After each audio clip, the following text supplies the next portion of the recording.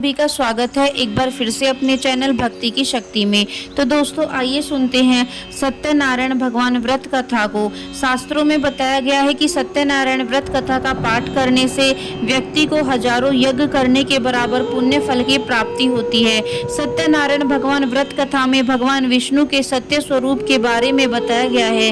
इस व्रत का पाठ करने से घर में सुख समृद्धि का वास होता है और भगवान विष्णु की कृपा बनी रहती है।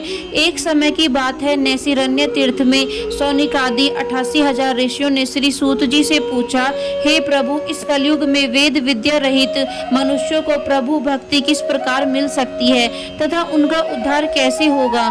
हे मुनि श्रेष्ठ, कोई ऐसा उपाय तब बताइए जिससे थोड़े समय में ही पुण्य मिले और वांछित फल भी मिल जाए।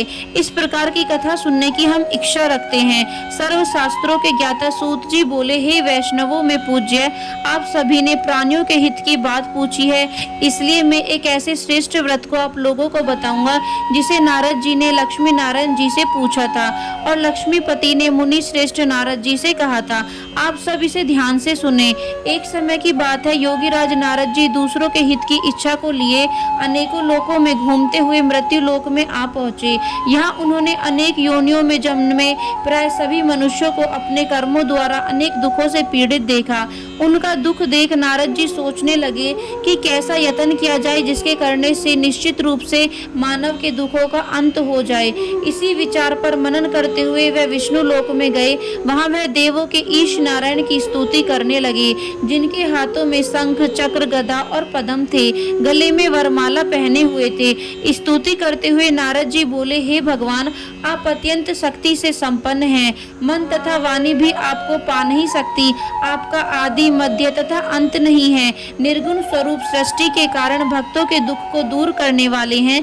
आपको मेरा नमस्कार है। नारद जी की स्तुति सुन विष्णु भगवान बोले, हे मुनि श्रेष्ठ, आपके मन में क्या बात है? आप किस लिए यहाँ पधारे हैं? कृपया करके निसंकोच कहें। इस पर नारद जी बोले कि मृत्यु लोक में अनेक योनियों में जन्मे मनुष्य अपने कर्मों के द्वारा अनेक दुखों से दुखी हैं। हे नाथ, आप मुझ पर दया रखते हैं तो बताइए कि वो मनुष्य थोड़े प्रयास से ही अपने दुखों से कैसे छुटकारा पा सकते हैं। श्री हरि बोले, हे नारद, मनुष्यों की भलाई के लिए तुमने बहुत अच्छी बात पूछी है। जिसके कारण से मनुष्य मोह से छूटकर जाता है, वह बात मैं तुमसे कहता हूँ, उसे सुनो। स्वर्गलोक और मृत्युलोक दोनों में एक दुर्लभ उत्तम व्रत है जो पुण्य देने वाला है। आज प्रेमवश होकर मैं उसे तुमसे कहता हूँ कि सत्यनारायण भगवान का यह व्रत अच्छी तरह विधान पूर्वक करके मनुष्य तुरंत यहाँ सुख भोग कर मरने पर मोक्ष पाता है।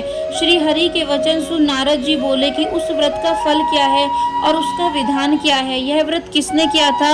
इस व्रत को किस दिन करना चाहिए? सभी कुछ विस्तार से बताएं। नारद की बात सुनकर श्री हरि बोले, दुख और शोक को दूर करने वाला यह सभी स्थानों पर विजय दिलाने वाला है। मानव को भक्ति और श्रद्धा के साथ शाम को श्री सत्यनारायण की पूजा धर्म पयानो होकर ब्राह्मणों और बंधुओं के साथ करनी चाहिए। भक्ति भाव से ही नैवेद्य, केले का फल, घी, दूध और आटा सवाया ले गेहूं के स्थान पर साठी का आटा, शक्कर तथा गुड़ लेकर और सभी भक्षण योग्य पदार्थों को मिलाकर भगवान का भोग लगाएं। ब्राह्मणों सहित बंधु बांधवों को भी भोजन कराएं। उसके बाद स्वयं भोजन करें। भजन कीर्तन के साथ भगवान की भक्ति में लीन हो जाएं। इस तरह से सत्यनारायण भगवान का यह व्रत करने पर मनुष्य की सारी इच्छाएं निश्चित रूप से पूरी होती हैं। इस कली काल अर्थात कलयुग में मृत्यु लोक में मोक्ष पाने का एक यही सरल उपाय है। तो दोस्तों, इस तरह से श्री सत्यनारायण भगवान का पहला अध्याय समाप्त होता है। यदि वीडियो आपको पसंद आई हो तो चैनल को सब्सक्राइब करना बिल्कुल ना भूलें और वीडियो को लाइक एंड शेयर जरूर करें।